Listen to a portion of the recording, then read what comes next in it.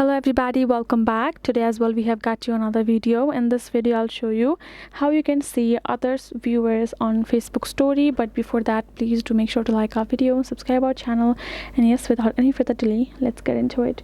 So for that, let's go ahead, open up our Facebook app, and first we're simply gonna go ahead, tap on this plus, and let's say we have the story, and we're going to tap on this share, and again you're going to tap on this story, and now we're going to tap on our story, tap on three dot and edit story privacy, and you can see you have to make sure that your story is to the public, right? And now you're going to go back, and now we're going to save it, and we're going to do this, and we're going to again refresh, and now when we tap on it, now the other user of Facebook will also be able to check out our story. Now all we gotta do afterwards is tap on this icon, where we will be able to check out all of the story views, including our friends and the people.